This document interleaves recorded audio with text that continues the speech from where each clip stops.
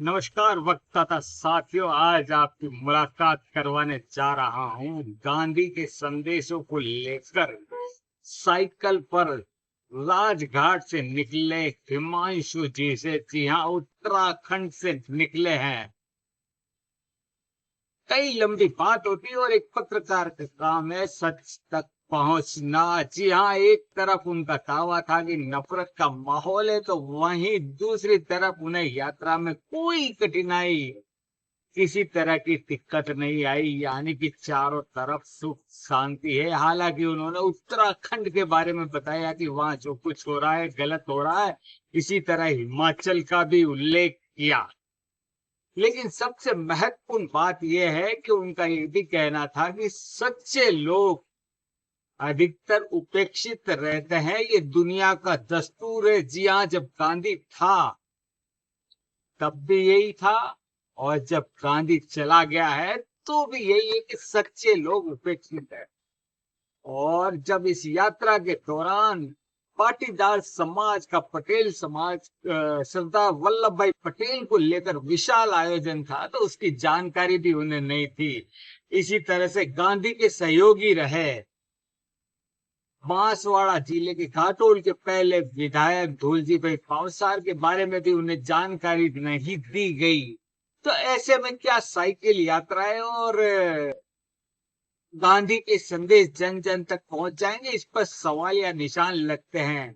तो आइए दोस्तों, देखते हैं हिमांशु जी क्या कह रहे हैं, और एक जर्नलिस्ट जिसे चौथा स्तंभ कहा जाता है वो तह तक कैसे पहुंचता है। तो आइए देखिए हिमांशु जी से विशेष बातचीत। हिमांशु जी, आप साइकिल यात्रा लेके निकले और खास करके गांधी को लेके निकले हुए हैं। बांसवाड़ा का भी काफ़ी गहरा रिश्ता रहा था। जब यहाँ स्वतंत्रता आंदोलन चल रहा था तो कुछ लोगों ने गांधी के साथ में काम किया है, कुछ लोगों ने बाकायदा वहाँ प्रशिक्षण लिया। उसमें बांसवाड़ा के पहले विधायक रहे थे जो घाटोल क्षेत्र से बने थे, धौलजी भाई पावसार। आज भी उनकी 2 बच्चियाँ हैं। तो क्या मानना है, उस परिवार को किस तरह का सम्मान मिलना चाहिए, नहीं मिलना चाहिए? इस यात्रा में आप उनसे मुलाकात करेंगे। बहुत ज़रूरी है ये बात कि आज जिस वक्त नफ़रत फैलाई जा रही है, भेदभाव फैलाए जा रहे हैं, उस वक्त जो गांधी जी के साथ काम करने वाले लोग रहे हैं उनके परिवारों को न सिर्फ महत्व दिया जाए, सम्मान दिया जाए, बल्कि उनको इतना प्रोमिनेंस दिया जाए ताकि उनके संदेश समाज में फैलने वाली नफ़रत को कम कर सके, मोहब्बत को फैला सके, समानता को फैला सके। ये बहुत ज़रूरी है। यहाँ के जो आपने धौलजी भाई का बताया, उनकी बेटियों का बताया, मैं ज़रूर चाहूँगा कि मैं उनके दर्शन करूँ और उनसे मिल कर के ही मैं आगे जाऊँ। मैं अभी कोशिश करता हूँ, यहाँ मैं शाहिद भाई के साथ ठहरा हुआ हूँ, मैं उनसे प्रार्थना करूँगा कि वो मुझे लेकर के वहाँ जाएँ, और मैं ज़रूर मिलूँगा और मैं लिखूँगा भी उसके बारे में। जी जी, जिस तरीके से जो दोनों बहनें अपना जीवन व्यापन कर रही है, उसके बाद भी लंबे समय से उनकी उपेक्षा की जा रही है। वैसे ये तो होता है कि जो सच्चे लोग होते हैं वो लाइमलाइट से दूर रहते हैं और कई बार उपेक्षित भी रहते हैं, ज़्यादातर उपेक्षित रहते हैं। और जो लोगों ने कुछ नहीं किया वो लोग ज़्यादा आगे आ जाते हैं, और ये एक दुनिया का तरीक़ा है, लेकिन बहुत दुखदाई है। और जो गांधी जी ने तो खुद भी कुछ नहीं लिया, तो गांधीवादी ही कहाँ से लेंगे? तो ये तो गांधी की परंपरा है। जी जी, तो मतलब इस परंपरा से थोड़ा सा हट के आज आप वास्तविक गांधी के घर भी पहुंचने का प्रयास करेंगे। बेशक बेशक, गांधी के तरीके से साइकिल चलाते हुए। धन्यवाद। गंतव्य तक पहुंच जाता हूँ, फिर दिन भर वहीं रहता हूँ, रात भर, और अगले दिन सुबह फिर चलता हूँ। कितने 40-50 किलोमीटर। 40-50 किलोमीटर चल लेते हैं। कहीं कोई दिक्कत नहीं आ रही, कोई दिक्कत अच्छी तरह से।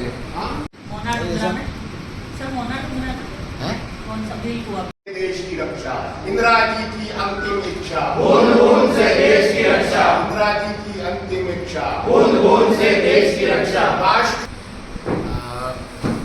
मेरा नाम हिमांशु कुमार है और मैं 2 अक्टूबर को राजघाट दिल्ली से गांधी मत समाधि से साइकिल यात्रा शुरू की है, और समानता, न्याय और सद्भावना के उद्देश्यों को लेकर हम गांव-गांव, शहर-शहर, मोहल्ला-मोहल्ला जा रहे हैं और नौजवानों से बात कर रहे हैं और उनसे कह रहे हैं कि देश को बांटने वाली विचारों के प्रभाव में ना आए, राष्ट्रीय एकता को मजबूत रखें, सांप्रदायिक एकता बनाए रखें, जातिवाद को ना फैलने दें, देश की एकता और अक्षुण्णता बनाए रखें। वो अपनी शिक्षा पर ध्यान दें, दंगे फसाद से दूर रहें, उनको दंगे फसाद में फंसाया जा रहा है उस सब से वो दूर रहें।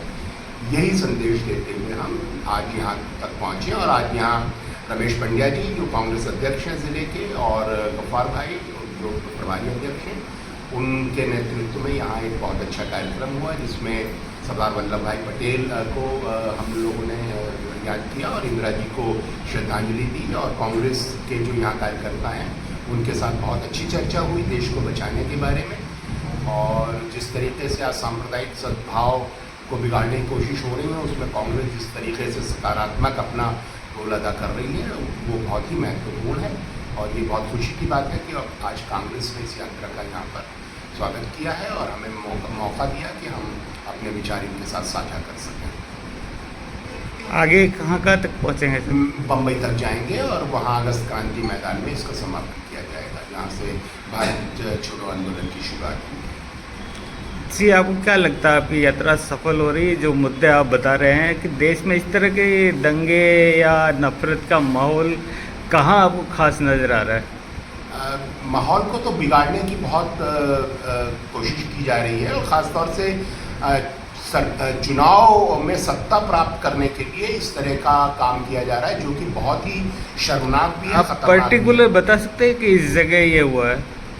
अभी आप देखिए किस तरह से उत्तराखंड में जहाँ भाजपा सरकार है वहाँ पर नारे लगाए जा रहे हैं, कहा जा रहा है कि मुसलमानों से दुकानें खाली करा लो, इनसे मकान खाली करा लो, इनको शहर से निकाल दो। ये कहाँ ले जाएगा? ये देश के दूसरे बंटवारे की कोशिश है। हिमाचल प्रदेश में अभी आप देख रहे हैं किस तरीके से नफरत फैलाई जा रही है, जगह जगह हमले किए जा रहे हैं मुस्लिम समुदाय पर। और जिस तरीके से अभी बहराइच में पूरी सरकारी संरक्षण में दंगा किया गया है और ख़ास तौर से हिंदू नौजवानों के दिलों में जहर भरा जा रहा है और उनको दंगा करने के लिए उकसाया जा रहा है, ये पूरे हिंदू समुदाय को के लिए खतरे का संकेत है कि अगर हमारे बच्चे इस तरह की गतिविधियों में चले गए और उनके दिमाग को ऐसा जहरीला बना दिया गया तो हमारे बच्चों का भविष्य क्या है? तो बिल्कुल स्पेसिफिक है और सारे देश में ये कोशिशें करी जा रही हैं सिर्फ सत्ता के लिए। सर, अभी दीपावली गई और मार्केट में जिस तरीके से उछाल आया है उसको देख के आपको लगता नहीं कि देश के अंदर माहौल क्या है? मार्केट में उछाल आया है, हमें तो ये पता चला है कि मार्केट बहुत स्लम्प है, उसमें तो बहुत ही डाउन है और दुकानदार शिकायत कर रहे हैं कि माल बिक नहीं रहा है और इससे ज़्यादा तो आम दिनों में बिक्री हो जाती थी हमारी, दिवाली में तो बिल्कुल बिक्री में कोई उछाल ही नहीं आया। तो ये जो सोना चांदी जो आ रहा है इतना बिका, इतना टन बिका, ये सब भ्रमित खबर है। देखिए देश में असमानता बहुत है। एक तरफ तो देश में मुट्ठी भर लोग हैं जिनके पास सोना चांदी खरीदने का पैसा है और दूसरी तरफ करोड़ों लोग हैं जिनके पास शाम 2 जून की रोटी का इंतजाम नहीं है। तो हमारी जो चुनौती है जो गांधी जी ने हमें दिया था कि आखिरी आदमी जो है समाज का जो सबसे करीब है वो किस हालत में है, उसकी हालत कैसे बदली जाए। तो हमने तो चूंकि सारी जिंदगी गाँव में काम किया, आदिवासियों के बीच काम किया है, हमको पता है उसकी हालत में बदलाव नहीं आ रहा है।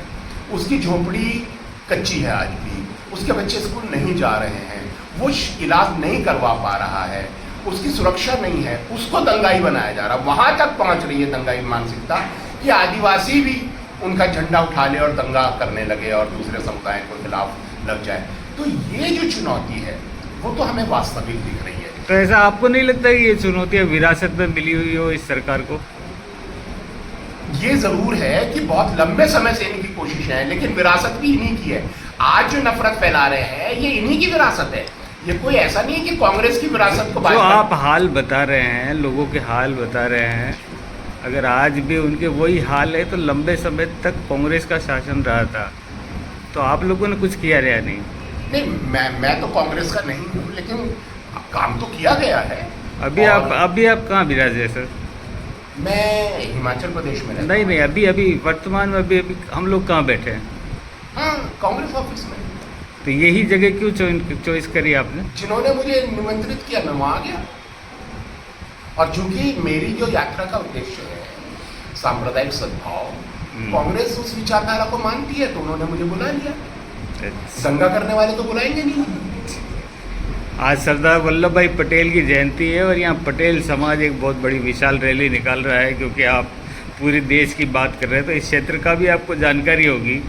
तो क्या आप उस कार्यक्रम में जाना पसंद करेंगे? अगर मुझे निमंत्रण दिया जाएगा तो जरूर जाएंगे। अच्छा, किसी ने उचित समझा नहीं आपको वहाँ के बारे में बताने के लिए? उन्होंने उचित आपको समझा नहीं समझा, क्या पता। धन्यवाद।